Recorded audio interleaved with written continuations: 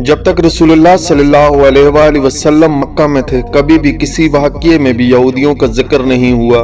लेकिन जब रसूलुल्लाह मदीना गए तो वहाँ पे पहले से बहुत सारे यहूदी आबाद थे। क्वेश्चन ये है कि मदीना में इतने सारे यहूदी आए कहाँ से, क्योंकि यहूदियों को 1000 साल पहले से पता था कि बहुत जल्द मदीना और इसके आसपास एक पैगंबर आने वाला है। आज से तकरीबन 70 साल पहले 3 अरबी शेपर्ड्स फलस्तीन के पहाड़ों में अभी घूम ही रहे थे कि अचानक उन्हें दूर से एक पहाड़ में एक गार केव दिखा। वो इस केव के अंदर गए। उन्होंने देखा कि इस केव में सिर्फ 2 जार पड़े हैं। उन्होंने ये जार खोल के देखे तो अंदर पुराने जमाने के कुछ पेपर्स और स्क्रॉल्स पड़े हुए थे। उन्होंने सोचा कि पता नहीं कोई चीज होगी, बस ऐसे ही। तो उन्होंने बाजार में जाकर थोड़े पैसों के बदले इनको बेच दिया। वहां से वो पेपर स्क्रॉल किसी तरह अमेरिका के एक साइंटिस्ट के हाथ लगे, जिसको डायरेक्ट ये पता चल गया कि ये यहूदियों की आसमानी किताब तौरात है, लेकिन ये किसी अजीब से स्टाइल से लिखी हुई थी और आज के जमाने की सारी तौरात से बिल्कुल मुख्तलिफ थी।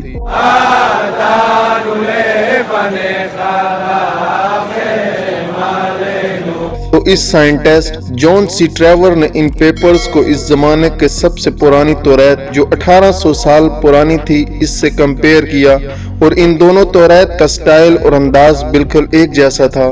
जिस कागज पर यह तौरात लिखी हुई थी, इस साइंटिस्ट ने इसकी कार्बन डेटिंग करवाई कि ज्यादा से ज्यादा ये कितने पुराने जमाने के हो सकते हैं। तो पता चला कि ये एटलीस्ट 2200 साल पुराना कागज है जिस पर यह तौरात लिखी हुई है।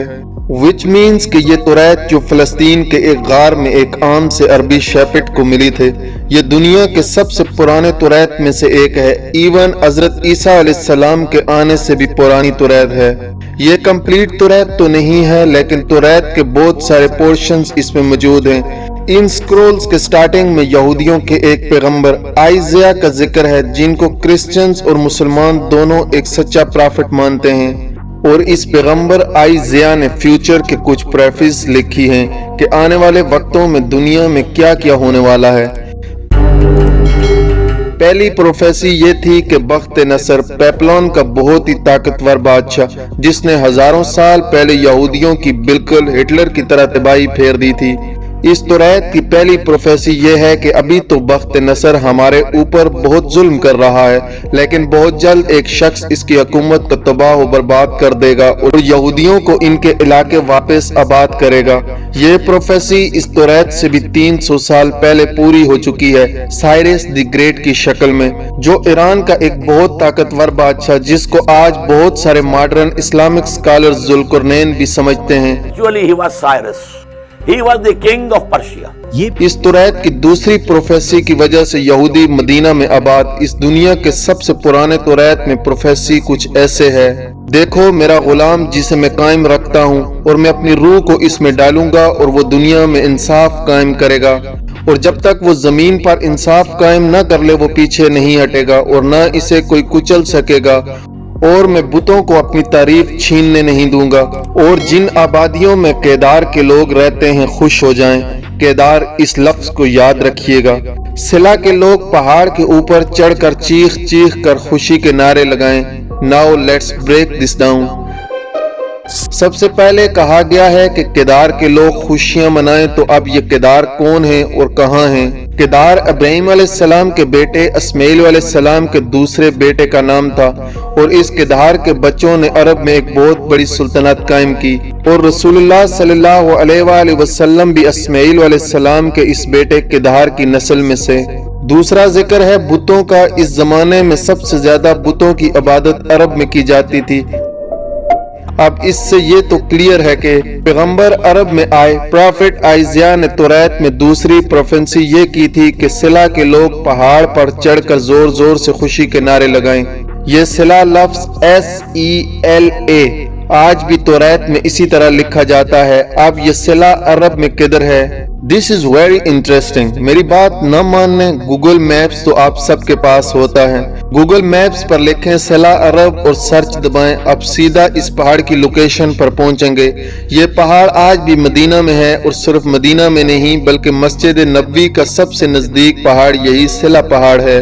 مسجد نبوی سے صرف 500 میٹر دور، کلومیٹر بھی نہیں میٹر، تو تورات میں صلہ کے لوگوں کو کہا گیا ہے کہ پہاڑ پر چڑھو اور خوشی کے نعرے لگاؤ، کیونکہ تمہارے پاس ایک ایسا شخص آنے والا ہے جو پوری دنیا میں انصاف ظاہر کرے گا۔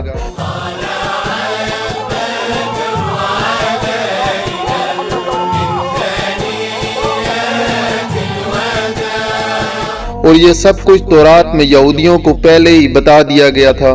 یہودیوں کو اس بات کا پورا اندازہ تھا کہ بہت جلد مدینہ میں ایک پیغمبر آنے والا ہے، تو آہستہ آہستہ بہت سارے یہودی فلسطین سے مدینہ اور اس کے آس پاس شفٹ ہونا شروع ہوئے کہ کاش ہم اس پیغمبر سے مل سکیں۔ اور ایک دفعہ تو یہودی رومن امپائر کی لڑائی کے بعد بہت سارے یہودی مدینہ اور اس کے گرد جمع ہونے شروع ہوئے، اور خیبر جو مدینہ کے سب سے قریب سٹی سمجھی جاتی تھی، اس کو اپنا ہیڈ کوارٹر بنایا۔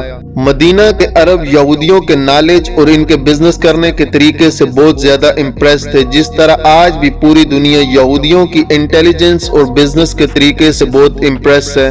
آہستہ آہستہ مدینہ میں یہودی بڑھنے لگے اور مدینہ کے عربیوں اور یہودیوں کے درمیان لڑائی ہونا شروع ہوئی، اور ہمیشہ یہودی مدینہ کے عربیوں کو کہتے کہ آج تو تم لوگوں نے جو کرنا ہے کرو، لیکن جب ہمارا پیغمبر آئے گا تب ہم تم لوگوں کو نہیں چھوڑیں گے۔ مدینہ کے عربی ہمیشہ اس بات سے ڈرتے تھے کہ کہیں واقعی ان کا پرافٹ آ کر ہمیں ختم ہی نہ کر دے۔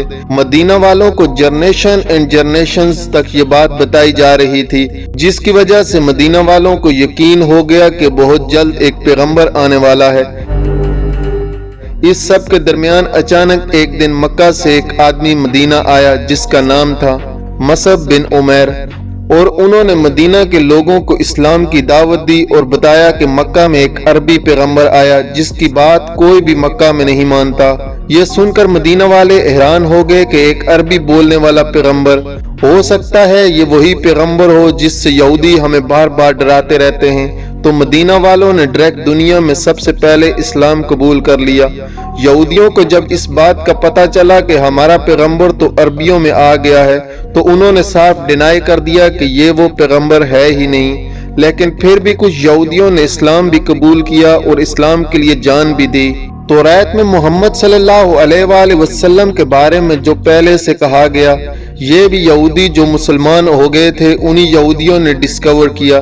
اسی لیے حضرت سلیمان فارسی کو بھی ایک کرسچن پریسر نے مدینہ بھیجا تھا کہ وہاں ایک پیغمبر آنے والے ہیں۔ یہودیوں نے تو اس سب کو ڈینائی کر دیا کہ یہ وہ پیغمبر ہے ہی نہیں، اور صرف ان کو پیغمبر ماننے سے ہی انکار نہیں کیا بلکہ رسول اللہ صلی اللہ علیہ وآلہ وسلم کے خلاف ہر طرح کی سازش بھی کی۔